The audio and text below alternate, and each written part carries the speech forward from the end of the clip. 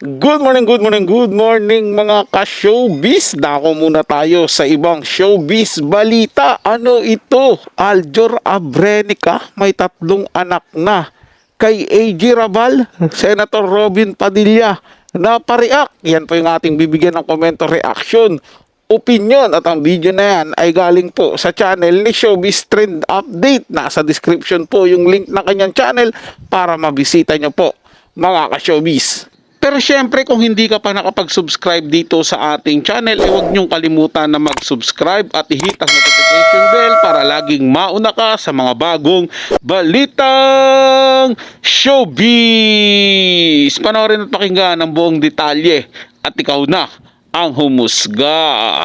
Welcome back sa aking channel. Senator Robin Padilla nagsalita na sa pagkakaroon ng anak ni Aljur Abrenica kay AJ Ravel, Robin hindi na daw nabigla, panuurin at pakinggan ang buong detalye.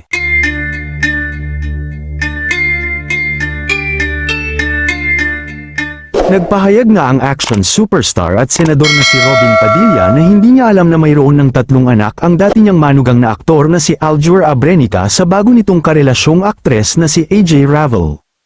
Ayon sa naging ambush interview kay Robin matapos ang pagdalo niya sa contract signing ng pelikulang Bad Boy 3, sa Viva Film Production nitong Biyernes ika-21 ng Nobyembre, sinabi niyang hindi na rin daw siya nabigla sa balitang yun. Aniya, wala akong alam dyan pero hindi na ako nabibigla sa ganyan, hindi nakabigla-bigla yan sa panahon ngayon. Aniya pa, kailangan daw mas maging masipag ni Aljur lalo na at marami na raw siyang anak, good luck magsipag ka lalo kasi marami kang anak. Nagbigay rin ng mensahe ang senador para kina Aljur at kinakasama nito ngayon na si AJ, at kanyang anak na kapuso actress na si Kylie Padilla. Aniya, wala naman akong masasabi kundi good luck sa lahat, maganda, maayos nila at hindi sila nag-aaway. Ibinahagi rin ng senador sa publiko na alam daw niyang lumalabas pa rin si Aljur, Kylie at kanilang anak. Bukod dito, tiwala naman daw siya kay Kylie dahil isa itong mabuti at magaling na ina. Aniya, matanda na kasi si Kylie at lumaki na independent, mabuting ina, magaling na ina, masipag, hindi ko na siya inaalala pa sa mga ganiyang usapin. Samantala, matatandaan naman na inamin ni AJ sa Fast Talk with Boy Abunda na 5 na ang kanyang anak. Gayunman, hindi niya naman tinukoy kung sino ang ama ng nauna niyang 2 anak. Pero matapos nga ang naging pag-amin niya sa pagkakaroon ng anak nila ni Aljur, ay gumaan ang kanyang pakiramdam at malaya na niyang naigagala sa publiko ang kanilang anak ni Aljur. Samantala, agad ding naglabas ng reaksyon at komento si Kylie hinggil sa isyu ng pagkakaroon ng 3 anak ng estranged husband na si Aljur sa kasalukuyang karelasyong si AJ. Aniya, matagal na raw niyang alam ang tungkol dito subalit mas pinili niyang manahimik para sa kapakanan ng mga bata. Proud daw siya sa dalawa dahil finally ay hindi na raw kailangan pang magtago. Kayo mga ka-showbiz, anong masasabi niyo sa ating showbiz topic ngayon? Ako sa totoo lang mga ka-showbiz nung marinig ko sa pastok nga doon yung sa sinabi ni AJ Rabal na may 3 anak na sila ni Aljur Abrenica ay sobrang nabigla po talaga ako, diba? Tapos 5 na pala yung naging anak niya ni AJ. Sa una yung 2 tapos 3 yung kanila Aljur. Sobrang nabigla ako para kung sinabi akala ko isa lang na ganyan tapos 3 na pala. So ibig sabihin